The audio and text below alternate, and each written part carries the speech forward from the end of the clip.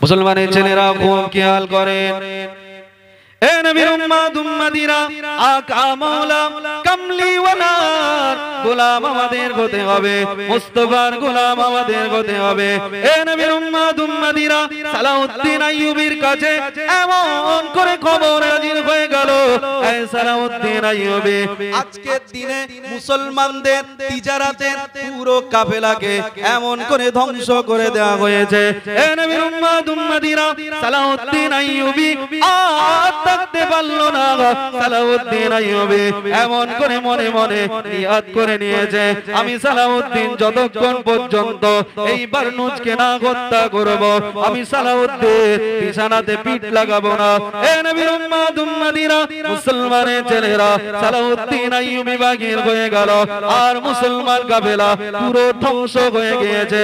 এ নবীর উম্মত উম্মতিরা, সালাউদ্দিন আইয়ুবী যেই না বাগির হয়েছে, আর বাইতুল মুকাদ্দাস মুসলমানদের হাতে, আল্লাহর কাবা বাইতুল মুকাদ্দাস মুসলমানদের হাতে ফতেহ হয়ে গিয়েছে। সালাউদ্দিন আইয়ুবী ওই সময় কি করেছিল?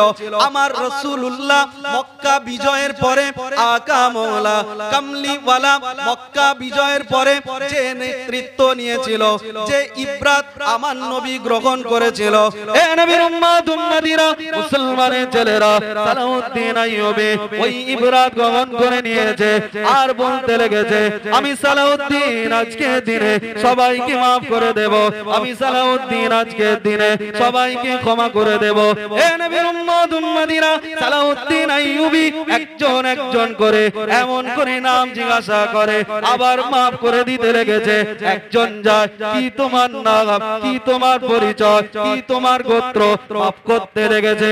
আবার সালাউদ্দিন একজনের নাম জিজ্ঞাসা করে, একজনের গোত্র জিজ্ঞাসা করে। এ নবীর উম্মত উম্মতিরা, মুসলমানের ছেলেরা, সালাউদ্দিন আইয়ুবী বলতে লেগেছে, একজন একজন করে ওই বারনুজের এবার পালা পড়ে গেল। সালাউদ্দিন আইয়ুবীর কাছে বারনুজ হাজির হয়ে গেল। যেই না বারনুজ সালাউদ্দিন আইয়ুবীর কাছে এমন করে হাজির হয়ে গেল, আর সালাউদ্দিন আইয়ুবী বারনুজের ঠোঁট থেকে মুন্ডুটাকে জুদা করে দিয়েছিল। এ নবীর উম্মত উম্মতিরা, সবাই সালাউদ্দিন আইয়ুবীকে বলেছিল, এই সালাউদ্দিন, এই সালাউদ্দিন, বলো বলো বলো, আজকের দিনে সবাইকে তুমি maaf করে দিলে, আজকের দিনে সবাইকে তুমি এমন করে ক্ষমা করে দিলে।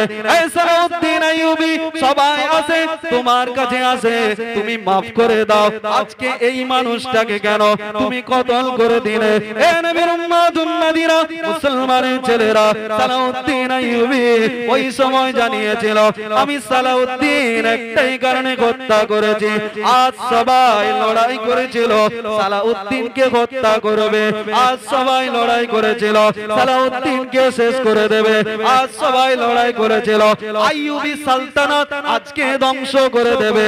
এ নবীর উম্মত উম্মতিরা, সালাউদ্দিন আইয়ুবী বলে, আমি সালাউদ্দিন আজকে এই মানুষকে হত্যা করলাম একটাই কারণ, আজকে এই মানুষটা আজকে লড়াই করেছিল সালাউদ্দিন আইয়ুবীকে ধ্বংস করার জন্য নয়, সালাউদ্দিন আইয়ুবীকে শেষ করার জন্য নয়, আজকে এই মানুষটা লড়াই চালিয়েছিল আকা মাওলা মুস্তাফাকে ধ্বংস করার জন্য, আমার নবীর বিরোধী করেছিল, আর বলেছিল, আইনা মুহাম্মাদুকুম, তোদের নবী কোথায়, তোদের নেতা কোথায়, তোদের নবী কোথায়, আজকে তোদের মুহাম্মদ, আজকে তোদের নবী একটু ডেকে নিয়ে আয়। এ নবীর উম্মত উম্মতিরা, মুসলমানের ছেলেরা, সালাউদ্দিন আইয়ুবী বলে, আমার নবী আছেন, আকা মাওলা মুস্তাফার গোলাম সালাউদ্দিন আইয়ুবী ঠোঁট থেকে মুন্ডুটাকে জুদা করে দিয়েছে। সালাউদ্দিন আসেনি, সালাউদ্দিন আইয়ুবী আজকে মুস্তাফা জানে রহমত আকা মাওলার গোলাম এসেছে, হাবিবুল্লাহর গোলাম এসেছে, সালাউদ্দিন আইয়ুবী ঠোঁট থেকে মুন্ডুটাকে আলাদা করে দিয়েছে। সেদিনও বাইতুল মুকাদ্দাস মুসলমানদের হাতে ছিল, মুসলমান ফতেহ করেছিল বাইতুল মুকাদ্দাস। উমর ইবনুল খাত্তাব রাদিয়াল্লাহু তাআলা আনহু যখন ফতেহ করতে গিয়েছেন, উমর ফারুক হুজুরের পরিধানে আজকে আমরা পোশাক পরেছি, দামি দামি পোশাক পরে সব বসে আছে। উমর হুজুর যাচ্ছে, আল্লাহর কাবা বাইতুল মুকাদ্দাস ভাবলে অবাক হবে, এই বাইতুল মুকাদ্দাসের দিকে আমার নবী একদিন, 2 দিন, 3 দিন নয়, টানা 10 বছর ধরে আমার নবী নামাজ আদায় করেছিল। একবার জোরে বলেন। এই মসজিদটা সাধারণ মানুষের তৈরি ছিল না, এই মসজিদটা খুদ নবী সুলাইমান আলাইহিস সালাম নিজে হাতে পৃথিবীর জমিনে প্রতিষ্ঠা করেছিল। একবার জোরে বলেন। এই বাইতুল মুকাদ্দাসে, এই ফিলিস্তিনের বুকে জাতির পিতা হযরত ইব্রাহিম আলাইহিস সালাম এই বাইতুল মুকাদ্দাসে জন্মগ্রহণ করেছে। হাজারো নবী আলাইহিমুস সালাম এই বাইতুল মুকাদ্দাস ফিলিস্তিনের বুকে আগমন করেছে। তাই আমরা বাইতুল মুকাদ্দাসকে ভালোবাসি। আপনারাও বাসবেন, আপনাদের ভালোবাসা এটা ঈমানি দায়িত্ব। হ্যাঁ, আজকে অনেকে বলে তোমরা কেন ফিলিস্তিন ফিলিস্তিন করো, কেন করবে না? আমাদের ঈমান, বাইতুল মুকাদ্দাসকে ভালোবাসা এটা আমাদের ঈমানি দায়িত্ব। একবার দরুদ শরীফ আল্লাহুম্মা সাল্লি আলা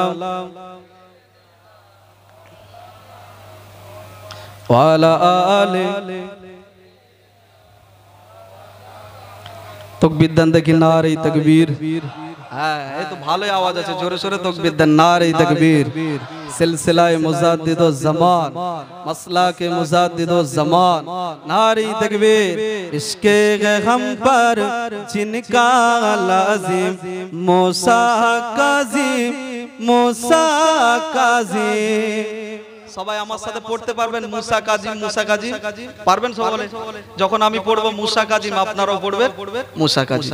इसके गम पर जिनका लाजिम मूसा काज़िम, मूसा काज़िम, मूसा काज़िम, मूसा काज़िम। जोरे मूसा काज़िम, मूसा काज़िम, मूसा काज़िम, मूसा काज़िम। इसके गम पर जिनका लाजिम मूसा काज़िम, मूसा काज़िम। आले नबी से बुग़्ज़ो अदावत करने वालों पर हो लानत। आले नबी से बुग़्ज़ो अदावत करने वालों पर हो लानत।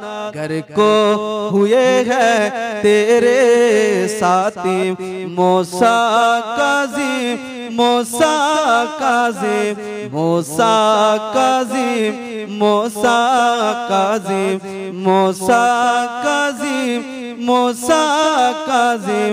इसके गम पर जिनका लाजिम मूसा काज़िम, मूसा काज़िम।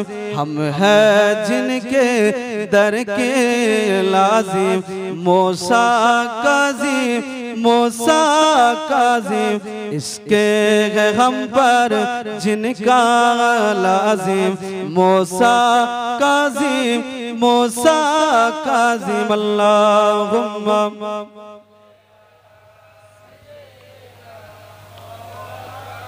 वाला आले।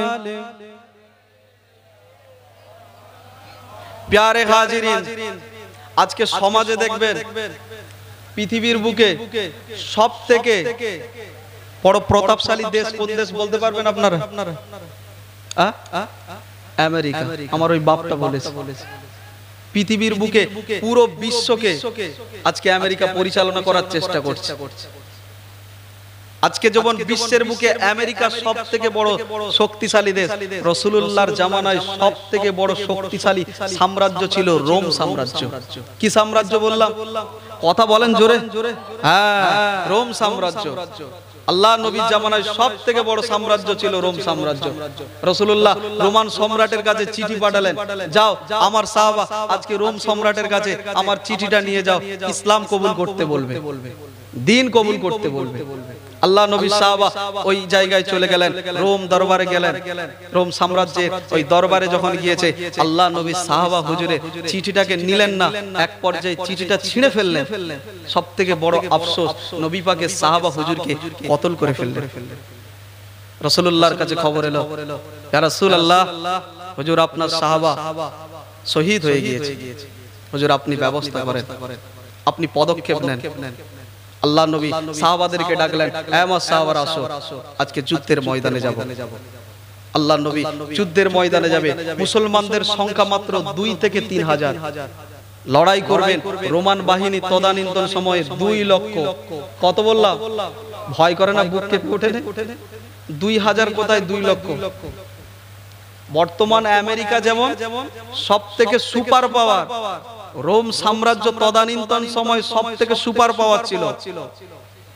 2 লক্ষ ডিফেন্স করবেন। কোন কোন কিতাব বলছে 2000, আবার কোন কোন কিতাব বলছে 3000। আল্লাহ নবী সাহাবারা যাচ্ছে, যুদ্ধের সরঞ্জাম নেই, খাদ্য নেই।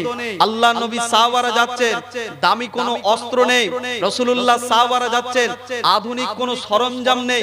ইসলামের জন্য রাসূলুল্লাহ সাহাবারা ঈমানকে সাথে নিয়ে আগিয়ে আগিয়ে যেতে লেগেছে। একবার জোরে বলে, সব রাসূলের দরবারে হাজির।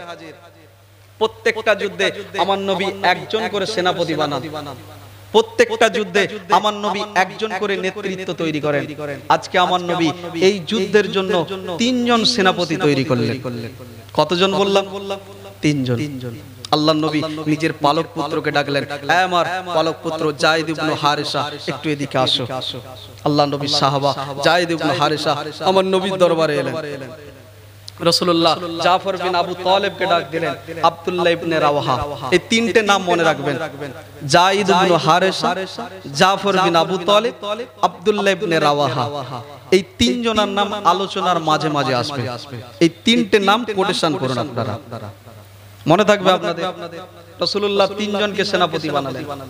আল্লাহ নবী সাহাবা হুজুররা সবাই দাঁড়িয়ে আছে, আমার নবীও যুদ্ধের ময়দানে যাবেন। সেনাপতি 3 জন। মুসলমানের ছেলেরা খুব খেয়াল করেন, এ নবীর উম্মত উম্মতিরা, আকা মওলা কামলিওয়ালা মুস্তাফা সাহাবারা সবাই যুদ্ধের ময়দানে যাবে। কামলিওয়ালা সাহাবারা সবাই জিহাদের ময়দানে যাবে। এ নবীর উম্মত উম্মতিরা, আমার রাসূলুল্লাহ যাই হারিসাকে এমন করে ডাকতে লেগেছে, আমার সাহাবা যায়েদ ইবনে হারিসা, একটু আগিয়ে আসো।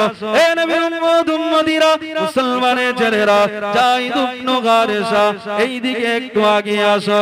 আল্লাহ নবী সাহাবা যায়েদ ইবনে হারিসা আমার নবী পাকের কাছে এমন করে হাজির হয়ে গেল।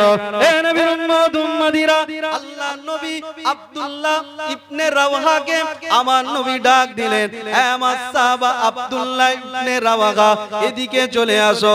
আল্লাহ নবী আব্দুল্লাহ ইবনে রাওয়াহাকে ডান দিকে দাঁড় করিয়ে দিলেন। আব্দুল্লাহ ইবনে রাওয়াহাকে আকা মওলা কামলিওয়ালা ডাকার পরে পরে আকা মওলা কামলিওয়ালা মুস্তাফা আমিনাল্লাহ আব্দুল্লাহ দোলাল জাফর বিন আবু তালেবকে এমন করে ডাক দিতে লাগলেন, আমার চাচাতো ভাই জাফর বিন আবু তালেব, আজকে একটু এদিকে আসো। এ নবীর উম্মত উম্মতিরা, মুসলমানের ছেলেরা, রাসূলুল্লাহ সাহাবা 3 জন নেতৃত্ব আল্লাহ নবীর কাছে হাজির হয়ে গেল। আকা মওলা কামলিওয়ালা বলতে লেগেছে, আমার সাহাবারা, আজকে তোমাদের যুদ্ধের ময়দানে যেতে হবে, আজকে তোমাদের লড়াইয়ের ময়দানে যেতে হবে। এ নবীর উম্মত উম্মতিরা, আল্লাহ নবীর সাহাবারা একে অপরের মুখের দিকে তাকাতে লেগেছে। মুস্তাফা সাহাবায়ে কিরাম গণেরা একে অপরের মুখের দিকে তাকাতে লেগেছে। আব্দুল্লাহ ইবনে রাওয়াহা জাফর বিন আবু তালেবের মুখের দিকে তাকায়, জাফর বিন আবু তালেব আব্দুল্লাহ ইবনে রাওয়াহার মুখের দিকে তাকায়। এ নবীর উম্মত উম্মতিরা, মুসলমানের ছেলেরা, আব্দুল্লাহ ইবনে রাওয়াহা ওই সময় জানিয়েছিল, এ নবী পাকের সাহাবারা, আজকের দিনে আমরা যুদ্ধের ময়দানে যাব, আজকের দিনে আমরা জিহাদের ময়দানে যাব। আজকে যদি যুদ্ধের ময়দানে আমরা শহীদ হয়ে যাই, আমরা যুদ্ধের ময়দানে শহীদ হয়ে যাব।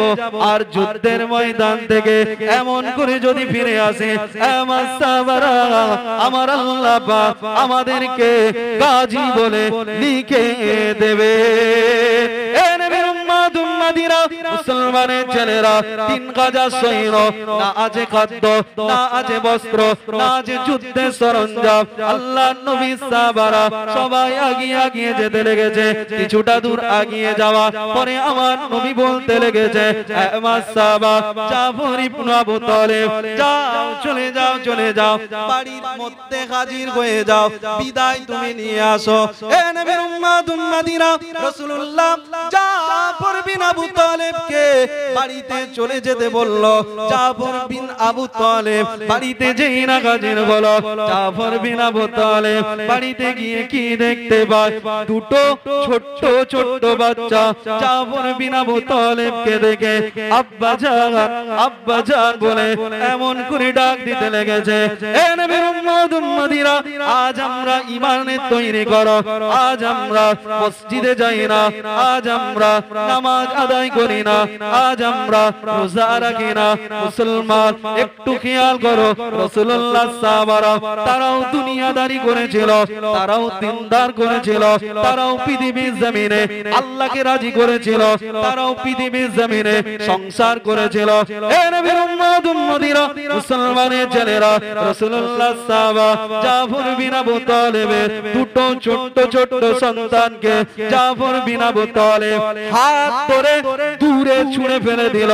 আবারও আগিয়ে যাচ্ছে আহলিয়ার কাছে, যেই না আগিয়ে গিয়েছে আর আহলিয়া বলতে লেগেছে, আমার স্বামী আজ আপনি যুদ্ধের ময়দানে যাবে, আজ আপনি জিহাদের ময়দানে যাবে, আমার কোনো দুঃখ নাই। এ নবীর উম্মাত উম্মাদিরা রাসূলুল্লাহ সাহাবা জাফর বিন আবু তালেবের আহলিয়া আল্লাহর দরবারে দুটো হাত তুলে দিয়েছে, আল্লাহ আজকের দিনে আমার স্বামী যুদ্ধের ময়দানে যাবে, আজকের দিনে আমার স্বামী জিহাদের ময়দানে যাবে, আজ দোয়া চাই আমার স্বামীকে আপনি গাজী করে ফিরিয়ে দেবে। এ নবীর উম্মাত উম্মাদিরা রাসূলুল্লাহ সাহাবা জাফর বিন আবু তালেব তরবারির আঘাত মারল, আবার জিজ্ঞাসা করতে লাগলো, আমার আহলিয়া বলো আজকে কি তোমার হাত কেটেছে? জাফর বিন আবু তালেবের আহলিয়া এমন করে জানিয়েছিল, আমার স্বামী আজকে আপনি বলেন, আজ আপনি তরবারের উল্টো পিঠ দিকে আঘাত এনেছেন, তরবারের উল্টো পিঠ দিয়ে আঘাত আনলে কি হাত কেটে যায়? তরবারের উল্টো পিঠ থেকে আঘাত আনলে হাতটা কি কেটে যায়? এ নবীর উম্মাত উম্মাদিরা আল্লাহ নবীর সাহাবা জাফর বিন আবু তালেব চোখ দিয়ে পানি বাহির হয়ে গেল। আমার আহলিয়া আজকের দিনে তরবারের উল্টো পিঠ থেকে আঘাত আনলে, আজকের দিনে তরবারের উল্টো দিক থেকে আক্রমণ করলে যেমন ভাবে হাত কাটে না, আকা মওলা কমলিওয়ালা দোয়া চেয়েছে, মুস্তাফা দোয়া চেয়েছে, কমলিওয়ালা দোয়া চেয়েছে, আমি জাফর আমার বিশ্বাস আমার নবীর দোয়া আমার আল্লাহ ফিরাতে পারে না। হাত কেটেছে বলে তরবারের উল্টো পিঠ দিয়ে আঘাত দিলেছো, হাত কাটে বলে তরবারের উল্টো পিঠ থেকে আঘাত হানলে যেমন হাত কাটা অসম্ভাবী ব্যাপার, আমার নবী আল্লাহর দরবারে হাত তুলবেন আর আল্লাহ কবুল করবে না, এটাও অসম্ভব ব্যাপার। একবার জোরে বলেন মুসলমানের ছেলেরা, এ নবীর উম্মাত উম্মাদিরা, আজ সমাজে এক শ্রেণীর মানুষ বলতে লেগেছে ওয়াজের মাহফিলে আজকে মানুষ গুরুত্ব দেয় না। এই সমাজের এক শ্রেণীর মানুষ বলে আল্লাহ ধরবো নবী ধরবো না। এই সমাজে মানুষ বলে আল্লাহ নেব নবীকে ছেড়ে দেব, আল্লাহ চায় নবী এরা ধরতে চায় না। এ নবীর উম্মাত উম্মাদিরা, এই গভীর রাতে আপনারা আপনাদের বুকে হাত দিয়ে বলেন এই ওয়াজের মাহফিলে শোনার জন্য আপনারা এই মাইকটাকে আপনারা ব্যবস্থা করেছেন, এই প্যান্ডেল দাঁড় করানোর জন্য আপনারা খুঁটিকে ব্যবহার করেছেন, ওয়াজের মাহফিলে প্রত্যেকে দেখতে পাবে তাই আপনারা লাইট দিয়ে রোশনি করেছেন।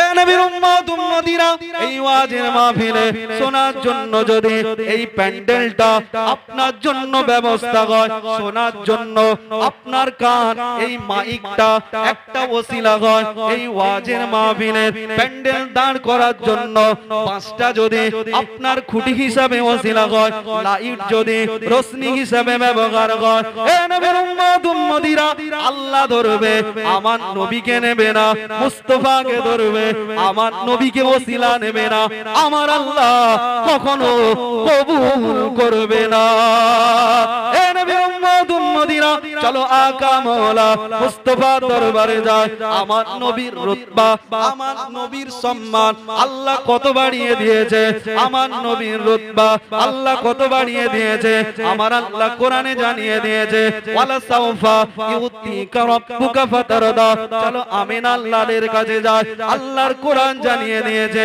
ওমা আরসালনাকা ইল্লা রাহমাতাল লিল আলামিন চলো কোরআনের কাছে যায় আমার নবীকে চিনে আমার আকা আমার মাওলাকে চিনে কোরআন জানিয়েছে আমার হাবিব আপনি জানিয়ে দেন কুল ইন কুনতুম তুহিব্বুনাল্লাহ ফাত্তাবিউনি ইউহিব্বুকুমুল্লাহ এ নবীর উম্মত উম্মতিরা চলো মুস্তাফাকে চিনে নে আকা মাওলা কামলিওয়ালাকে চিনে নে কোরআন জানিয়ে দিয়েছে আমার হাবিব আপনি বলে দেন আমি আল্লাহ জানিয়ে দিচ্ছি কুল ইন্নামা আনা বাসারুম মিসলুকুম ইউহা ইলাইয়া আন্নামা ইলাহু ওয়াহিদ আমার হাবিব আপনি জানিয়ে দেন এ নবীর উম্মত উম্মতিরা কে আছে সিরাজুম মুনিরার মতো কে আছে তাহা ইয়াসিনের মতো কে আছে মুসাম্মিল মুদাসসিরের মতো কে আছে আমার নবীর মতো কে আছে মদিনার দুলালের মতো না না না